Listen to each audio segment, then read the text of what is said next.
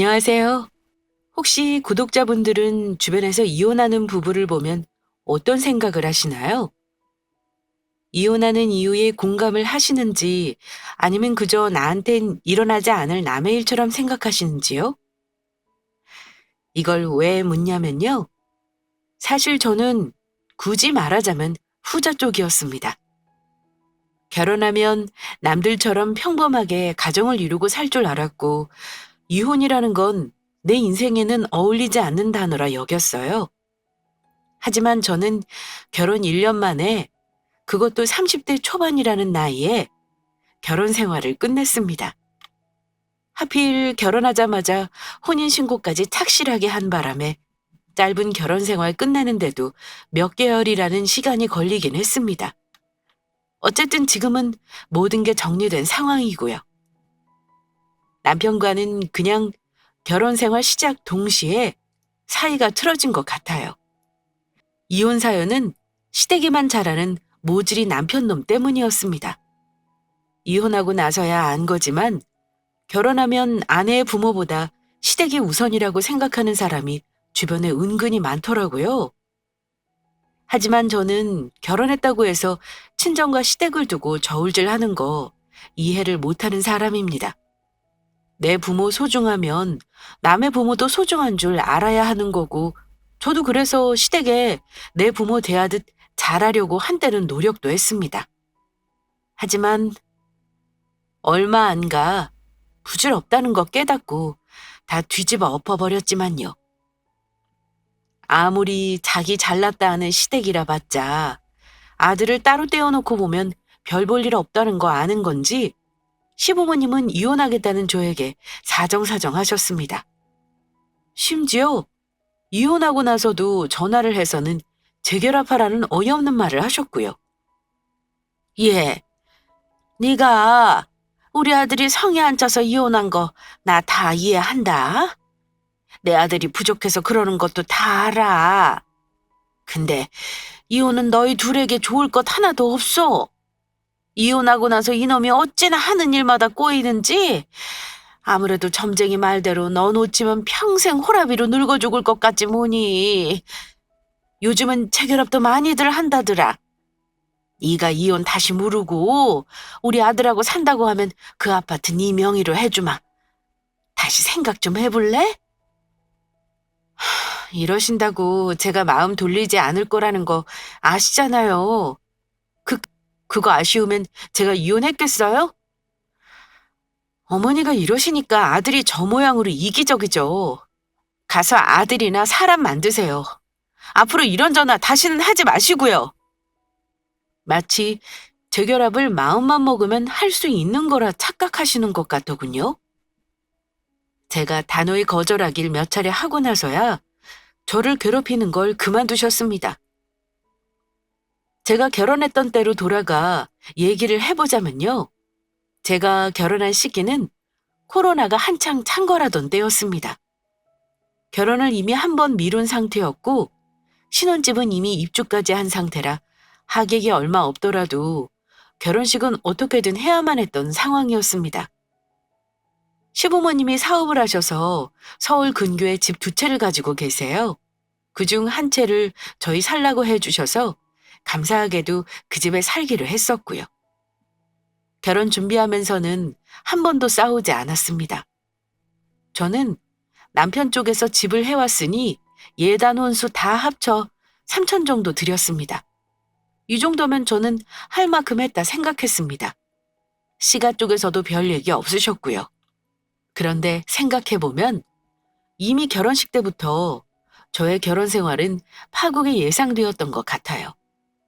저는 몰랐는데 제 동생이 시댁에서 우리 친정에 대해 수군거리던 말들을 나중에 전해줄 때 정말 기가 막혀 말이 안 나왔던 적이 있었습니다. 결혼식 후 패백을 해야 한다길래 옷까지 다 입고 준비까지 마친 상황에서 난데없이 시댁 식구들이 저를 받지 않겠다고 해서 패백 준비했던 값만 고스란히 치러줬던 일이 있었는데요. 저는 패백이라는 게 정확히 뭔지 몰랐어요. 그냥 시가 식구들에게 절을 하는 거라고 막연히 생각했습니다. 그런데 패백을 하면 시가 식구들이 절값을 줘야 한다고 하더라고요. 나중에 동생이 말하기를 언니네 시가 식구들 진짜 괜찮은 집안인 거 맞아? 나는 영 기분이 안 좋아. 다 준비해놓은 패백을 굳이 안 하겠다고 하는 거 솔직히 절값 주기 싫어서 그런 거잖아. 결혼할 때 아예 생략했으면 상관없는데 전부 하라고 해놓고서 당일날 그러는 법이 어딨어. 정말 경우 없다. 여건이 안 되면 취소할 수도 있는 거지 뭐. 네 형부도 나한테 미안하다잖아. 이미 지난 일인데 어쩌겠니? 언니는 모르겠지만 나는 내 귀에 들리는 소리가 있었으니까 하는 말이야. 언니 시가 식구들이 뭐라고 그런 줄 알아? 신부 쪽 집안이 별로인데 신부가 공기업 다니는 거 하나 보고 며느리 들인 거라더라. 예단비 받은 것도 얼마 없는데 절가까지 줘야 하냐면서 패백 안 하겠다고 한 거라고. 말을 하려거든 나한테 들리게나 하지나 말든가. 정말 웃기는 집안 아니야? 언니, 혹시 나한테 숨기는 거 없지? 살다가 힘들면 꼭 나한테 감추는 거 없이 말해야 해. 알겠지? 우리는 엄마가 없으니까 우리끼리 서로 지켜줘야지.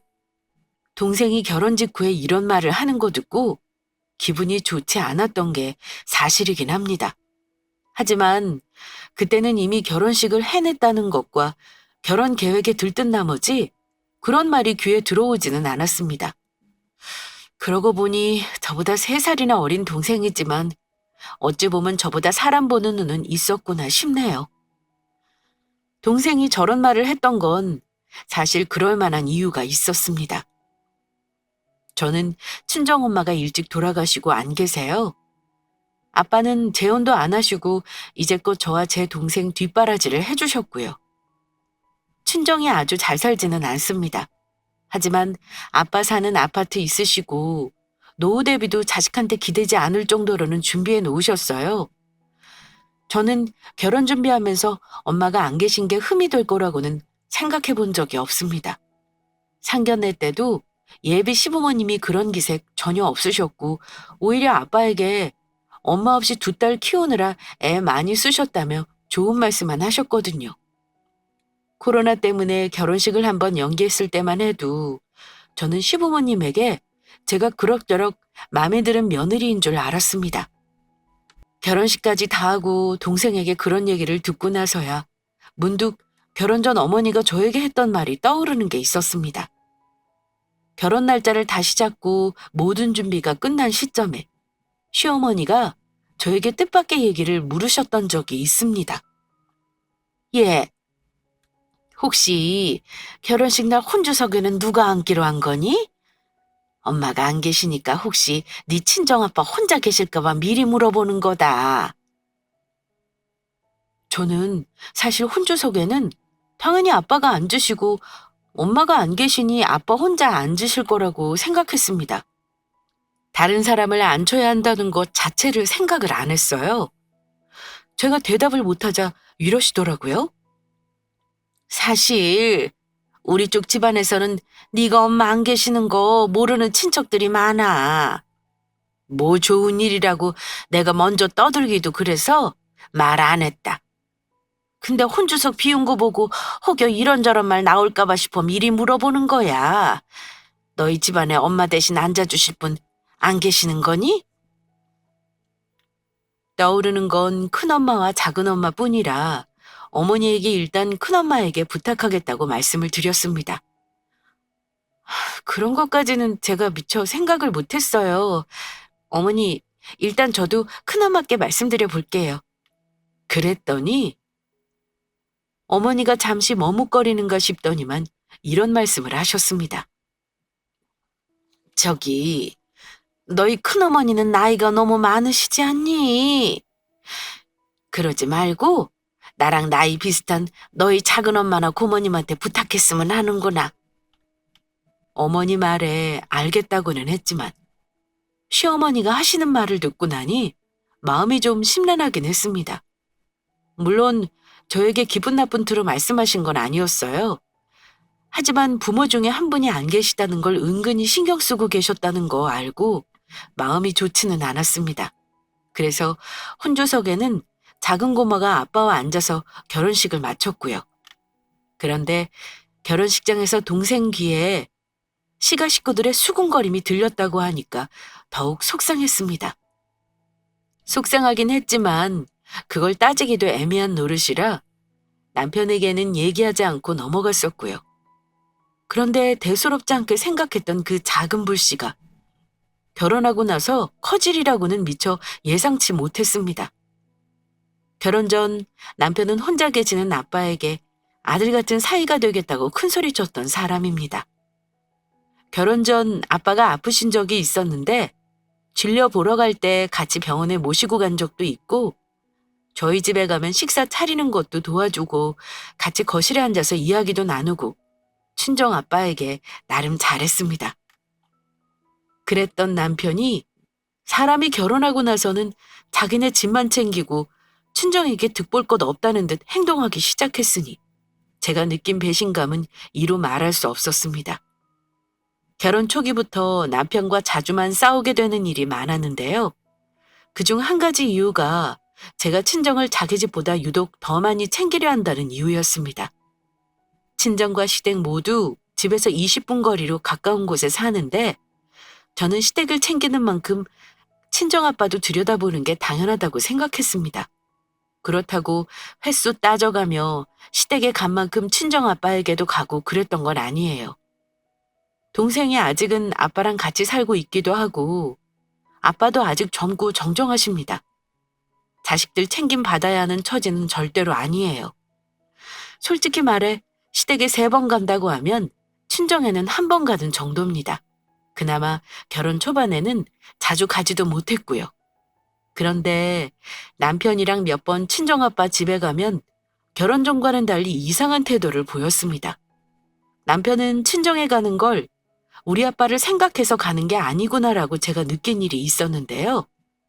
저는 아빠 집에 가면 반찬도 좀 해드리고 식사는 집에서 먹거나 가끔은 드시고 싶다 하는 거 나가서 외식을 하곤 했어요. 그런데 남편이 제게 이러더라고요. 다른 집들은 처가에 가면 장모한테 대접받는다는데 우리는 매번 우리가 장인어른한테 밥 사고 베풀고 오네. 본인은 생각 없이 뱉은 말인지는 몰라도 저는 남편이 하는 말 듣고 순간 굉장히 기분이 나빴습니다. 당신 무슨 말을 그렇게 듣는 사람 기분 나쁘게 해? 당신이 우리 집 가서 베풀고 온다니 나는 뭐 당신 집에 가서 대접받은 적 있어? 당신은 대체 무슨 대접을 받고 싶어서 그런 말을 하는 건데? 저도 순간 화가 나서 물론 언성이 높아진 건 사실입니다. 하지만 남편은 제가 하는 말을 감정적으로 맞받아쳤습니다. 사실을 말한 건데 뭐 그렇게 발끈해? 솔직히 그렇잖아. 주변에 결혼한 사람들이 있으면 한번 물어봐라. 처갓집 가면 어떤 대접 해주는지. 게다가 나는 결혼할 때 우리 부모님이 집도 주셨잖아. 내 입장에선 충분히 아쉬울 수 있는 거 아니야? 그렇다고 당신이 혼수나 예단을 뭐 거창하게 해온 것도 아니고 말이야. 우리 부모님이 좋은 분들이니까 다 감수하시고 너 받아주신 거 정말 몰라? 뭐? 당신이 그런 생각하고 있는 줄은 정말 몰랐네. 그렇게 대접받고 싶고 고가오면 다음부터는 나 아빠 집 갈 때 따라오지 마. 그냥 나만 다녀올 테니까 당신은 집에서 쉬던지 당신 어머니나 보러 가. 저는 남편이 그런 생각을 하고 있다는 걸 몰랐습니다. 대접 못 받는 게 아쉬우면 아예 친정에는 저 혼자만 갈 거라고 말했고요. 그런데 그 이후로 저 혼자 간다고 해도 꼭 따라 나서서는 사람 속을 뒤집어 놓기 일쑤였습니다. 따라오지 말라는데도 따라와서 사람 속을 뒤집어 놓는 건 무슨 심보인지 미치겠어요. 가령 이런 식입니다. 아빠 집에 가면 남편은 아빠에게 왔다는 인사를 하고 나서는 소파에 누워서 핸드폰으로 게임만 합니다. 아빠가 사위랑 대화하고 싶어서 옆에 앉아 잘 지내는지 근황을 물으면 핸드폰에서 얼굴도 떼지 않은 채 건성으로 대답합니다. 화장실 가고 밥 먹을 때 아니면 일어날 생각을 안 해요. 제가 밥하고 반찬 만드는 동안 식사 준비를 제 동생이 하고 있으면 적어도 수저라도 챙기고 본인이 먹은 그릇 정도는 싱크대에 넣으라고 부탁을 해도 들은 척도 안 합니다. 그러면서 한다는 소리가 내 친구들도 처갓집 가면 사위 대접받고 아무것도 안 한다던데. 이럽니다. 핸드폰 삼매경에 빠져서는 제가 몇 번을 불러야지 식탁으로 와서 수저를 듭니다. 그리고는 아빠에게 맛있게 드시라는 형식적인 인사말조차 없이 먼저 자기 입에 국을 쳐 넣습니다. 그마저도 먹으면서 국이 싱겁다, 반찬이 안 맵다, 국내산 재료 아닌 거 아니냐 등 짜증나는 소리만 하고 있어요. 더 당황한 건 저와 아빠가 아직 식사를 하고 있었는데도 본인 다 먹었다면서 먹던 그릇 그대로 식탁에 두고는 다시 소파로 거세 핸드폰을 들여다봅니다. 한두 번도 아니고 매번 저런 식이니까 저는 당연히 친정의 남편과 같이 가고 싶지 않았고요. 아빠 모시고 어디 기분 전환이라도 하려고 바람 쐬러 갈라치면 사람 많다는 소리를 하면서 가기 싫다 하길래 집에 혼자 놔두고 갔습니다. 그러니 저도 이럴 거면 친척집에 나 혼자 다닐 테니까 따라 나서지 말라는 소리를 한 거였고요. 제가 한 번은 동생이랑 아빠랑 여행을 보내드린 적이 있었는데 그게 또 고가웠던 건지 장인어른 여행 보내줬으니까 다음 달에는 우리 부모님 모시고 여행 다녀오자. 양가에 똑같이 하자고 한 건 너였으니까 불만 없지? 이렇게 말합니다. 가고 싶으면 당신이 모시고 다녀오지 그래? 나도 굳이 당신이랑 가자고 안 했고 당신 부모님도 며느리 따라가면 불편하실걸? 아들이랑 가는 게 좋으시겠지. 그러면 발끈하면서 저에게 자기 혼자서는 가지 않겠다는 말을 합니다. 내가 이혼한 사람도 아닌데 혼자 우리 부모님 모시고 다녀오라는 거야? 나 혼자는 안 가. 우리 부모님도 당신 안 가면 괜히 부부 사이 나쁜 거 아니냐고 생각하실 거 아니야. 당신 어디 모자라? 다 큰 성인이 그거 하나 부모한테 설명 못해서 본인 부모 모시고 혼자 여행을 못 간다는 건데 내가 당신한테 우리 아빠 모시고 같이 여행 가자고 해도 당신은 차 막히고 사람 많아서 싫다고 했잖아. 너는 친정하고 우리 집을 똑같다고 생각하냐? 너 결혼할 때 장인어른이 뭐라도 해주신 거 있어? 우리 쪽에서 많이 해주셨으면 당연히 우리 부모님한테 더 신경 쓰고 잘해드리는 게 맞는 거야. 이러니 싸움이 빈번하게 일어날 수밖에 없죠. 요즘 세상이 어떤 세상인데 시댁 도움 많이 받은 만큼 잘하라는 말을 하는 건가요?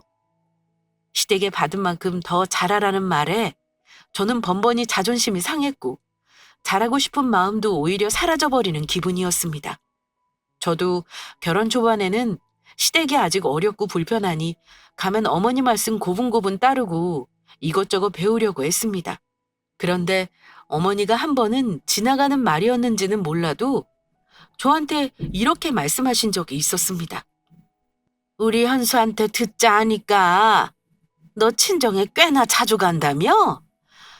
우리 집에는 이런저런 핑계 대면서 안 오다가 지금 거의 한 달 만에 온 거 아니냐? 내가 너 친정만 챙긴다고 뭐라 하는 거는 아니야. 근데 우리 아들이 네 친정 간다고 장모도 없으니 사위 대접하는 것도 아니잖아. 나는 그거 생각하면 은근 서운하다. 앞으로는 내가 말 안 해도 자주 좀 오고 굳이 친정 갈 일 있으면 나한테 미리 말 좀 하고 가도록 해. 아휴, 이러니 부모가 다 있는 집 자식이랑 결혼시키려고 하는 거다. 그런데 듣고 보니까 이건 아니다 싶은 거예요. 그 말은 제가 친정에 갈 때마다 어머니한테 허락을 받고 가라는 거잖아요. 게다가 부모가 다 있는 집 자식이라는 말을 듣고 너무 자존심이 상했던 저는 무심코 대답을 하려다 말고 이렇게 말씀을 드렸습니다. 어머니, 근데 제가 친정 가는 걸 왜 어머니한테 허락을 받고 가야 하는 건가요? 한 달 만에 어머니 댁에 온 게 못마땅하신 것도 솔직히 이해가 안 가고요. 제가 뻔질나게 저희 아빠 보러 들락거리는 것도 아닌데 이런 말씀 하시는 거 솔직히 불편하네요. 제가 제 부모 보러 가는 걸 왜 어머니 눈치를 봐야 하는지 모르겠고요. 죄송하지만 그렇게는 못하겠어요. 대신 어머니 서운하지 않게 자주 오도록 할게요. 저는 최대한 예의를 지켜서 한 말이었다고 생각합니다. 하지만 저의 말을 들은 어머니는 기분 나쁜 얼굴을 하시며 이런 말씀을 하셨습니다. 집도 가까이 살면서 일주일에 한 번을 얼굴 보고 살아야 가족이지. 안 오면 니들 어찌 지내는지 궁금하니까 친정 가느라 못 온다면 미리 얘기하라는 거야.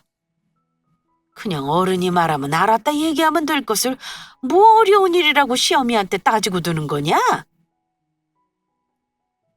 이렇게 역정을 내시는 바람에 제가 뭐라 더 말을 할 수가 없었습니다. 게다가 이런 상황을 같이 보고 있었던 남편은 그 자리에서는 아무 말 하지 않다가 집에 와서 저에게 다시 한번 따져묻기까지 했습니다.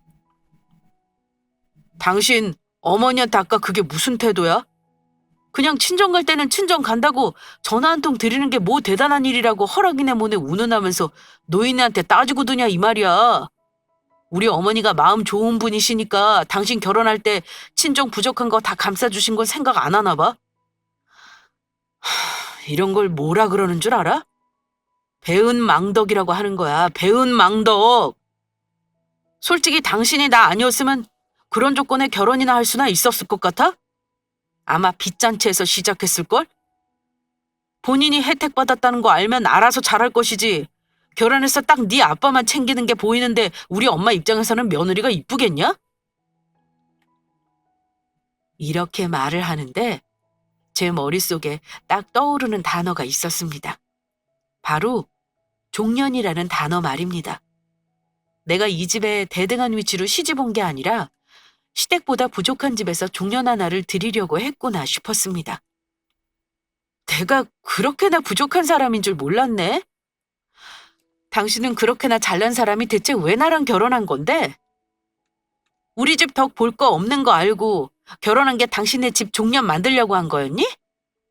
그렇다면 당신이 생각 잘못했네. 당신의 집은 뭐 재벌이라도 되는 거야? 그래, 집 해주셔서 고맙다 쳐. 누가 들으면 10억이라도 되는 집 해주신 줄 알겠다.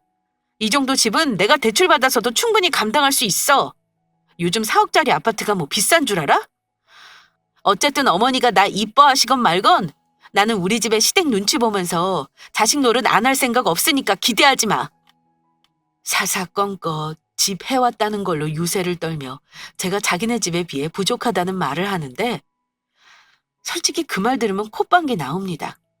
시댁이요? 사업해서 집이 두 채라고는 하지만 결혼해서 보니 재산보다 빚이 더 많은 집이었습니다. 아버지가 수입이 그만큼 있으시니 빚이 어느 정도 있는 거 이해는 합니다. 하지만 그걸 자식들에게 떠넘겨서 이자를 같이 내자고 하는 거면 문제가 다르죠. 본인들이 감당 못할 만큼 버려놓고는 나중에 재산 처분하면 다 정리할 수 있을 거라 큰소리 치는 거 솔직히 저는 못 믿습니다. 그 전에 사업이 망할 수도 있는 거고요. 그거에 비하면 연금 꼬박 나오시고 빚 없는 우리 친정이 더 속편한 처지 아닌가요? 아마 그날 결혼하고 나서 남편과 가장 심하게 싸웠던 것 같습니다. 사고방식이 다른 것도 문제지만 우리 친정에게 너무나 무례한 남편에게 정말 화가 나더라고요. 이건 고친다고 고쳐지는 게 아니라는 걸 잘 알기에 마음이 더 괴로웠습니다. 부부 당사자 문제보다 가족들을 문제 삼으며 싸우는 게 얼마나 자존심 상한 건지 아마 당해보신 분들은 아실 겁니다. 남편과 그렇게 사이가 틀어지고 나서는 저도 기대하는 게 별로 없어서 어지간하면 말을 섞지 않았습니다.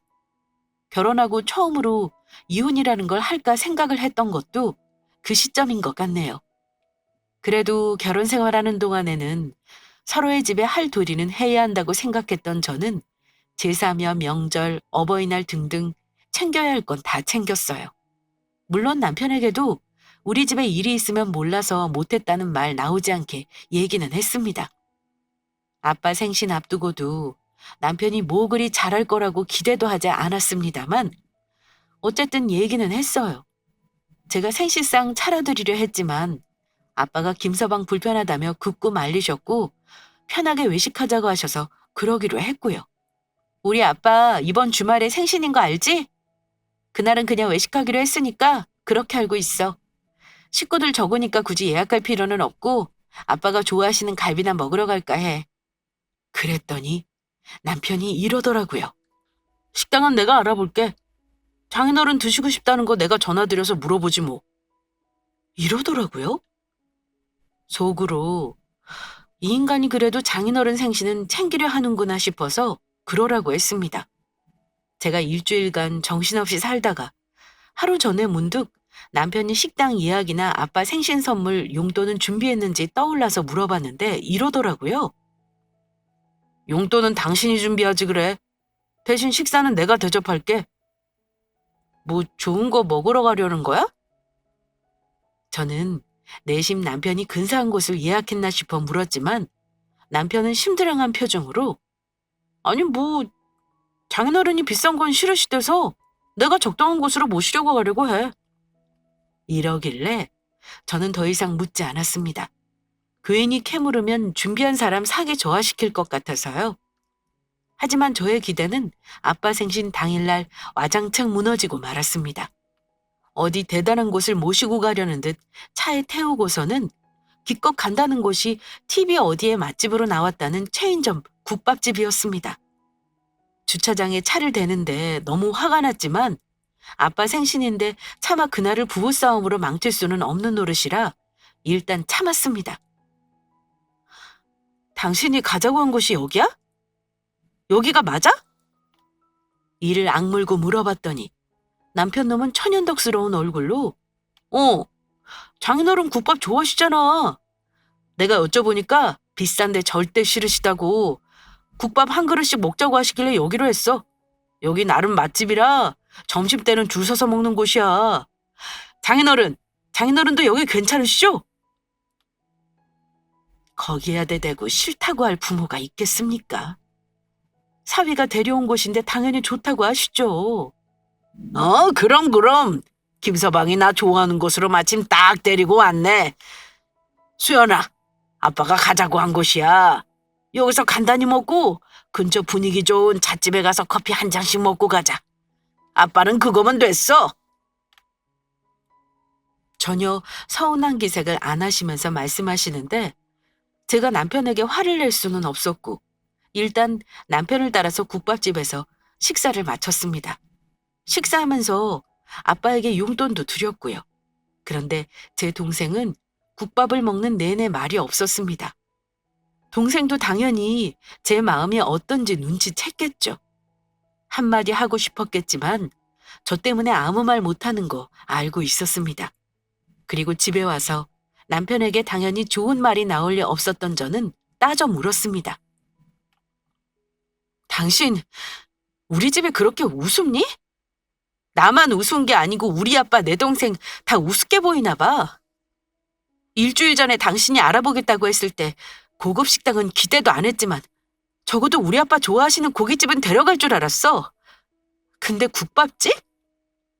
그것도 아빠 환갑생신에 국밥집이 말이 되니? 설마 당신 우리 아빠 좋다고 하신 걸 고지고대로 좋다고 알아들은 거야? 나 정말 아까 화내고 싶은 거 아빠랑 동생 때문에 참은 건 줄이나 알아. 거기서 생각이 짧았다며 사과라도 한마디 했다면 저는 조금 마음이 수그러졌을지도 모릅니다. 하지만 남편은 제가 하는 말에 더 거세게 맞받아쳤습니다. 야, 국밥집이 뭐가 어떻다고 그래? 장인어른 생신이니까 장인어른이 좋다는데 간 거고 맛있게 드셨다잖아. 어디든 함께 맛있게 먹었으면 된 거 아니야? 당신 괜히 자격지심이 있어서 국밥집 데려간 거 고깝게 생각하는 거 아니냐고. 그리고 솔직히 말해서 당신네 집 사는 걸 봐라. 분수에 맞게 먹어야지. 뭐 어디 더 비싼 데 가기를 원하는 건데. 그럴 거면 나한테 정하라 하지 말고 당신이 정하지 그랬냐? 뭐? 분수? 당신 지금 분수라고 했니? 말 다 했어? 우리 집 분수에 맞게 국밥이나 먹으라는 건 또 뭔데? 내 분수는 어떻고 당신 분수는 어떻다는 거야? 나 당신이 그딴 생각하고 있는 줄 알았으면 결혼 안 했을 거야. 이번 일로 당신이 어떤 사람인지 확실히 알겠네. 좋아. 앞으로 나도 당신이 하는 만큼 똑같이 할 거니까 그렇게 알아. 너네 집 분수라니요. 저는 너무 자존심이 상해 남편과 일주일이 넘게 냉전을 해가며 말도 섞지 않았습니다. 그전에는 내가 결혼을 아무래도 잘못한 게 아닌가 하는 혼돈 속에 있었다고 한다면 그 일을 계기로 저는 남편과의 이혼이라는 걸 구체적으로 고민하기 시작했습니다. 결혼한 기간이 짧고 아이도 없으니 이혼을 하려면 하루라도 빨리 하는 게 인생을 낭비하지 않는 길 같았습니다. 그 일 있고 나서 엄마 기일이 있었는데 남편이 가든지 말든지 일단 말은 해야 할 것 같아 납골당에 같이 갈 거냐 물은 적이 있었어요. 하지만 남편의 대답은 이랬습니다. 평일날은 피곤해. 그날 저녁 친구들 모임도 있고 그냥 당신네 식구들끼리 다녀오지 그래. 나는 다음번 명절에 갈게. 가기 싫어하는데 저도 두말하지 않았고 단 이렇게 말은 했습니다. 그래? 그럼 나도 앞으로는 당신네 제사는 안 갈 거니까 그렇게 알아. 그 말에 알았다고 하고는 별다른 반응을 안 보이길래 잘 알아듣는 줄 알았습니다. 그런데 제가 그냥 하는 소리로 대수롭지 않게 들었는지 얼마 후에 시댁 제사가 있다며 저에게 음식하러 몇 시에 갈 거냐 묻는 거예요. 그래서 저는 우리 엄마 기일에 당신이 납골당 안 간다고 했을 때 나도 당신네 제사 안 간다고 말했잖아. 설마 흘려들은 거야? 당신이 선택한 거 나는 강요하지 않았으니까 이제부터 나한테도 강요하지 말고 혼자 가. 그랬더니 시어머니가 전화 와서 둘이 부부싸움한 거 부모 앞에서 티낸다고 저를 나무라셨지만 저는 끝내 시댁에 안 갔습니다. 한 번이 어렵지 솔직히 그러고 나니까 생각보다 아무렇지도 않고 오히려 속이 시원하더라고요. 저 그러고 나서 그 뒤 시어머니가 하루 걸러 전화해서는 남편이 철이 없고 생각이 짧아 그러니 저더러 아들 하나 키운다 생각하고 구슬려가며 살라고 하길래 그러기 싫다고 대답했습니다. 어머니 입장에서는 저도 참 고집센 며느리라 생각했겠지만 남편 놈이 처갓집 분수를 운운했던 것만 떠올리면 당장이라도 이혼하고 싶은 마음이었습니다. 그런데 몇 달 뒤에 시어머니 생신이 있었는데요. 결혼한 첫 해 시아버지 생신상은 제가 직접 차려드렸어요. 혹시 나한테 또 생신상 차리라고 하면 안 하겠다 해야지 마음먹고 있었는데요. 남편 역시 저와 사이가 좋지 않으니 그런 건 바라지도 않은 것 같았습니다. 저한테 이러더라고요. 이번 어머니 생신은 주말에 큰아버지 댁이랑 작은아버지 댁이랑 다 같이 모여 식사할까 해. 지난번에 친구들이랑 호텔 뷔페 가니까 먹을만하고 좋더라. 거기서 할 거니까 이번에는 당신이 예약만 해줘. 당신 쓰는 카드로 할인도 되더라고. 그 정도는 해줄 수 있지? 자기 엄마 생일은 사촌들까지 불러서 호텔 뷔페에서 하자는 말에 속으로 어이가 없었습니다. 게다가 저보고 카드 할인이 되니 예약을 하라니요. 그 호텔은 한 사람당 10만 원 떠나는 비싼 고급 뷔페였습니다. 가족들 다 오면 150만 원은 좋게 깨질 텐데 어머니 생신을 그렇게 호화로운 곳에서 하고 싶다고 하니 속마음은 당연히 예약을 해주고 싶지 않았습니다. 아빠 생신날 남편놈이 했던 짓 떠올리니까 화가 나기까지 했고요. 하지만 일단 예약을 하겠다고 대답은 했습니다. 하루 전날 남편이 묻더라고요. 여보, 당신 내일 어머니 점심 식사 말이야. 호텔 예약해놓은 거지? 내가 따로 확인 안 한다.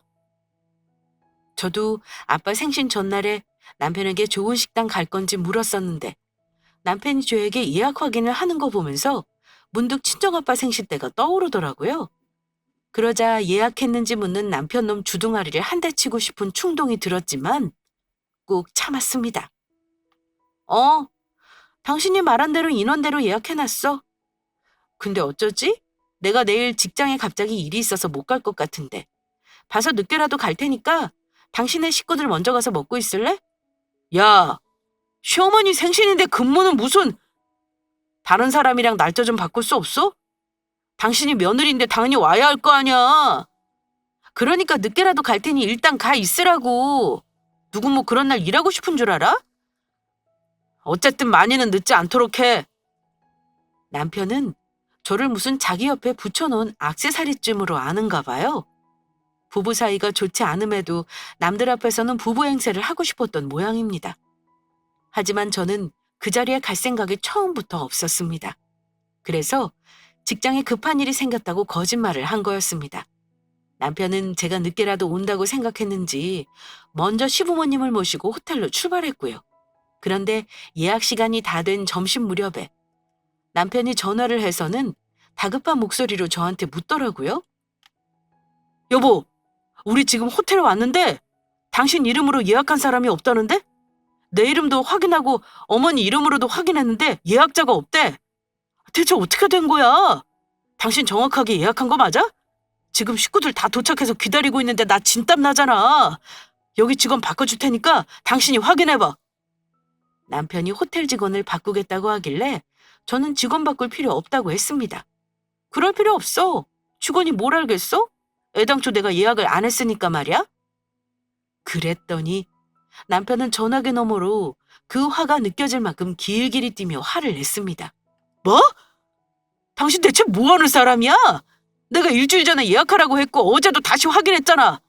예약 못한 거면 나한테 솔직하게 말을 했어야지 왜 했다고 한 건데. 지금 어른들 다 기다리고 있는데 당신 이게 무슨 경우야? 무슨 경우라니? 나도 당신한테 분수 좀 가르쳐 주려고 그랬다 왜? 당신네 식구들 말이야. 무슨 그런 고급 호텔에서 생일 잔치를 하겠다 그래. 내가 호텔 옆 유명한 국밥집에 예약해놨으니까 거기 가서 분수에 맞게 생일 잔치나 해. 뭐? 국밥집? 너 나한테 지금 복수하는 거야? 지난번에 장인어른 국밥집 모시고 간 거 앙시 품고 이런 거냐고? 참 치졸한 인간이네. 너는 이 집 며느리야. 며느리가 시어머니 생신을 국밥집에서 하겠다는 게 말이 된다 생각해? 대체 어쩔 거야? 어쩌긴. 호텔 말고 국밥집 가서 맛있게 드시지 그래?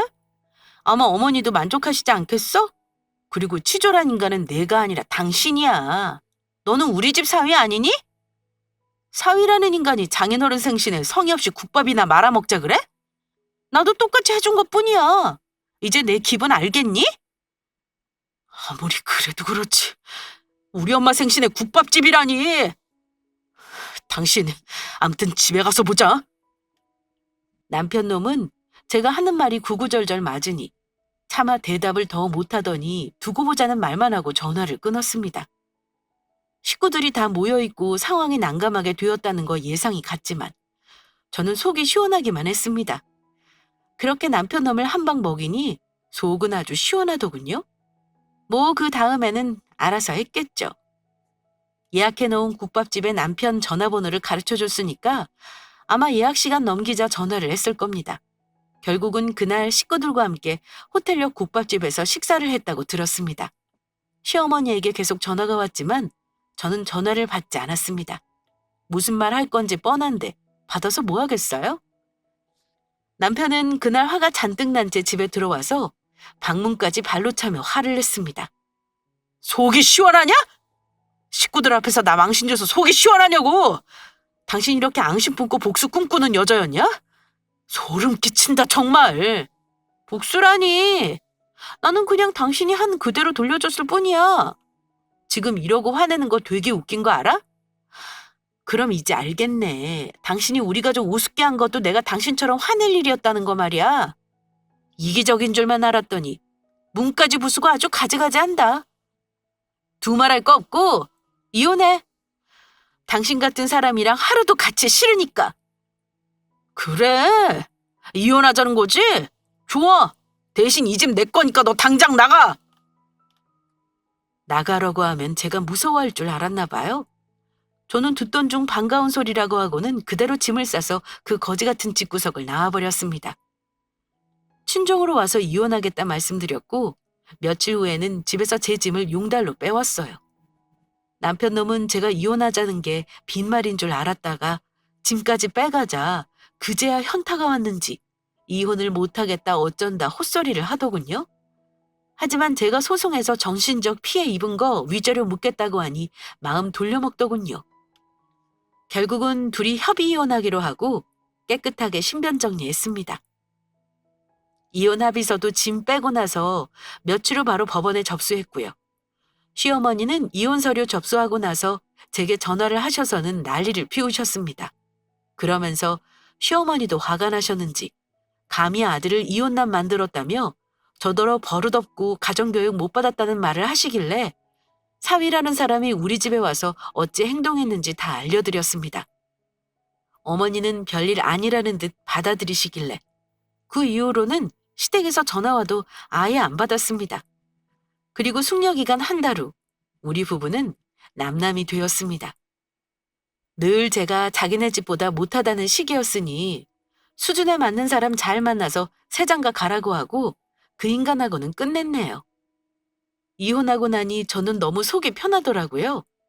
정리하는 게 좀 귀찮고 번거로워 그렇지 마음 아픈 거 솔직히 하나도 없었습니다.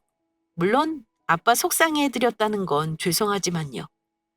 이혼하고 나서 되돌아보니까 결혼할 때 시댁 식구들이 예단이 시원찮다며 패백을 안 받았던 거나 어머니가 은근히 저를 다른 가족들에게 내놓기 부끄러워하셨던 것들이 떠오르면서 왜 결혼하기 전에 몰랐는지 후회가 되더라고요. 다른 분들은 저처럼 이런 후회하시는 일 없도록 결혼 전에 시부모나 예비 남편이 내 가족이나 나를 존중하는지 반드시 확인하시기 바랍니다. 그래도 할 말 다 하고 헤어져서 속은 시원합니다. 이혼하고 얼마 후까지 시댁에서 저한테 매달리는 걸 보면 아마 자기 아들이 어디 가서 저만한 와이프 못 얻을 거라는 거 어머니도 아셨던 것 같네요. 이게 또 은근 통쾌하네요. 저는 당분간 결혼은 남의 얘기로 생각하고 살려고 합니다. 저의 이혼 사연은 여기까지 하겠습니다. 긴 사연 끝까지 들어주셔서 감사합니다.